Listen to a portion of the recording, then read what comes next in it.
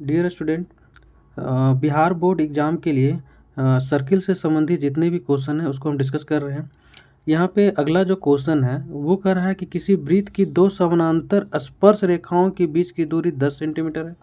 तो वृत्त की क्या कह रहा है, त्रिज्या क्या होगी। जिसके लिए ऑप्शन आपका दिया हुआ है, ए 10 सेंटीमीटर, बी 8 सेंटीमीटर और सी 5 सेंटीमीटर और डी 12 सेंटीमीटर। तो पहले हम क्या करेंगे, वृत्त पार लेंगे। ठीक है ना, वृत्त पार लेंगे। दो समानांतर स्पर्श रेखा, एक इधर से और एक इधर से, ठीक है ना। समानांतर रेखा, समानांतर रेखा का मतलब दोनों बिल्कुल बराबर। अब इसके बीच की दूरी कितना दिया हुआ है, 10 सेंटीमीटर दिया हुआ है, जो सेंटर से पास कर रही है, ठीक है ना। और सेंटर से पास करने वाली रेखा वो क्या हो जाती है, व्यास कहलाती है। तो त्रिज्या क्या हो जाएगी, व्यास की आधा हो जाएगी। हम लोग जानते हैं कि व्यास की क्या होती है, आधा होती है। तो त्रिज्या, व्यास अगर 10 दिया हो तो त्रिज्या कितनी हो जाएगी, 10/2 यानी कि 5 सेंटीमीटर, है ना। 5 सेंटीमीटर। ऑप्शन नंबर कौन सा हो जाएगा, सी। इसी तरीक़े से आगे भी नेक्स्ट क्वेश्चन को हम देखते हैं। चलिए, तो अगला क्वेश्चन जो है वो कह रहा है कि किसी बाह्य बिंदु P से वृत्त पर PA एवं PB दो स्पर्श रेखाएं खींची गई है। यदि PA कितना दिया हुआ 6 सेंटीमीटर, तो PB की लंबाई कितनी हो गई वो पूछ रहा है, ठीक है ना। तो पहले हम क्या करते हैं, वृत्त पारते हैं, ठीक है ना। वृत्त एक पार लेते हैं हमारा, ठीक है ना। वृत्त एक पार लेते हैं जिसका सेंटर O है ना, जिसका सेंटर O है। और इस पे दो स्पर्श रेखा हम खींच लेते हैं, ठीक ना। दो स्पर्श रेखा हम खींच लेते हैं जो P से है ना, जो क्या है, P से है। तो P से PA और P से PB, ठीक है ना। दो स्पर्श रेखा PA और PB पे है। अब कह रहा है कि यदि PA कितना दिया हुआ है, 6 सेंटीमीटर है ना। यहाँ से यहाँ तक की जो दूरी है ये कितना दिया हुआ है, 6 सेंटीमीटर है ना। तो पूछ रहा है PB कितना हो जाएगा हमारा, है ना। PB कितना हो जाएगा।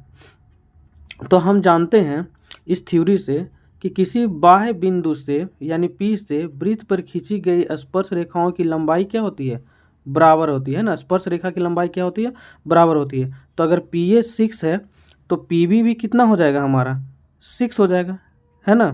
तो आंसर कितना हो जाएगा हमारा, 6 हो जाएगा, ठीक है ना। तो इसी तरीके से हम अगला क्वेश्चन को भी देखते हैं, ठीक है। डियर स्टूडेंट, चलिए हम एक अगले नेक्स्ट क्वेश्चन को देखेंगे। ये काफ़ी इम्पोर्टेंट क्वेश्चन है जिसका शायद आंसर कोई ही स्टूडेंट ही बना सकता है, कोई ही स्टूडेंट इसको बना सकता है जो इस कॉन्सेप्ट को जानता है, तभी इसको क्वेश्चन को हल कर पाएगा, ठीक है ना।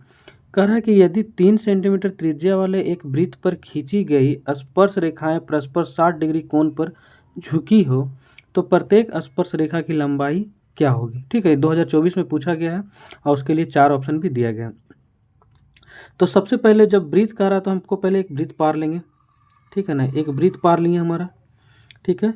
अब कह रहा है कि 3 सेंटीमीटर त्रिज्या वाले एक वृत्त पर खींची गई स्पर्श रेखाएं परस्पर 60 डिग्री कोण पर झुकी हुई है, ठीक है ना।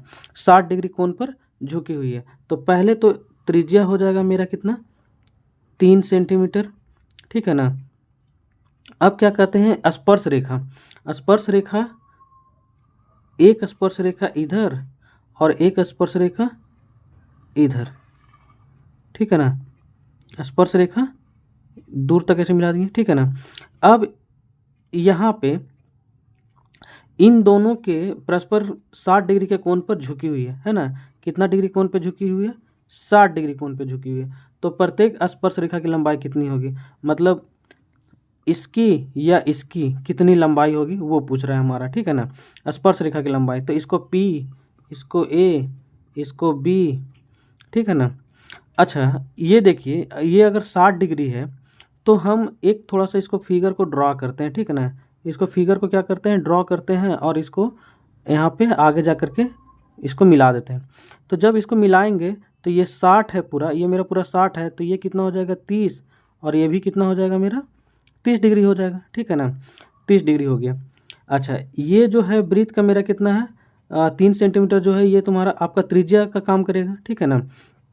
और ये वृत्त के केंद्र से स्पर्श रेखा पे डाली गई लंब जो होगी, ठीक है ना, ये लंब का काम करेगा, ठीक है ना। ये लंब हो जाएगा और ये हो जाएगा आधार और ये हो जाएगा मेरा हाइट हो जाएगा, है ना।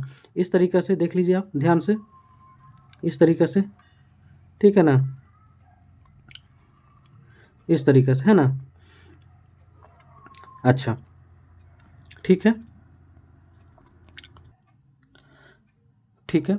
हाँ, हम बता रहे थे कहाँ पे कि ये अगर 3 सेंटीमीटर दिया हुआ है, त्रिज्या 3 सेंटीमीटर दिया हुआ है, ठीक है ना, और इसको इस लाइन को हम आगे जा कर के इसको बढ़ा दिए तो ये टोटल 60 था तो ये 30 डिग्री हो गया। अब स्पर्श रेखा की लंबाई पूछ रहा है तो हम इसको x मान लेते हैं, ठीक है ना। तो आप जानते हैं कि ये एंगल 30 डिग्री दिया हुआ, आधार 3 सेंटीमीटर दिया और ये x निकालना है यही, ठीक है ना। तो ये अगर आधार हो गया और ये इसको लंब मानते हैं, ठीक ना, इसको लंब, तो इसको क्या मानेंगे, ये कर्ण हो जाएगा हमारा, ठीक है ना। ये कर्ण हो गया और ये क्या हो गया, आधार हो गया हमारा, है ना। ये आधार हो गया और ये क्या हो गया, लंब हो गया, ठीक है ना, ठीक है, लंब हो गया, ठीक है। ये आधार, ये लंब और ये कर्ण। तो इनके बीच में अगर हम लगा देते हैं कॉस, आप जानते हैं, ठीक है ना। यहाँ पे भी इसको देख लेते हैं, ये हो जाएगा h यानी कि कर्ण, ये लंब और ये आधार, है ना, इस त्रिभुज के आधार पे। तो अब देखिए कि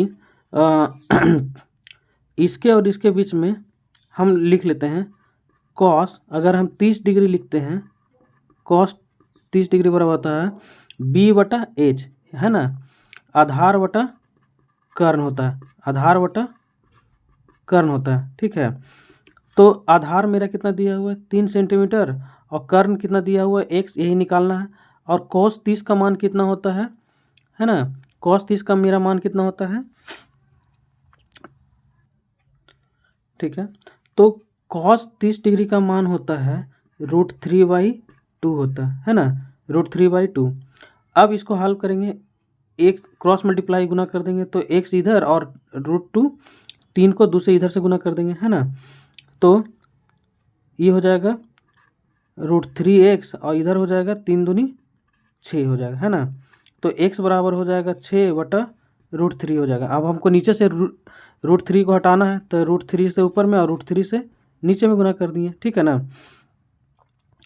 ठीक है। नीचे से रूट हटाने के लिए हमको ऊपर में गुना कर दिए, ठीक है।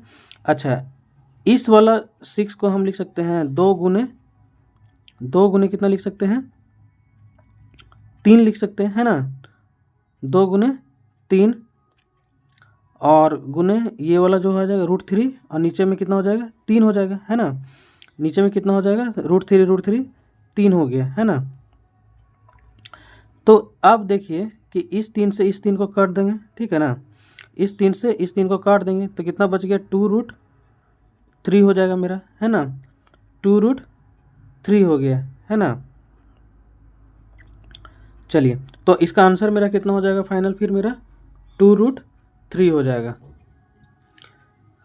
तो इस तरीक़े से हमारा सर्कल का क्वेश्चन कंप्लीट होता है, ऑब्जेक्टिव क्वेश्चन। तो अगर वीडियो अच्छा लगा हो तो लाइक कर दीजिएगा और दोस्तों के साथ शेयर ज़रूर कीजिएगा। Thank you dear student.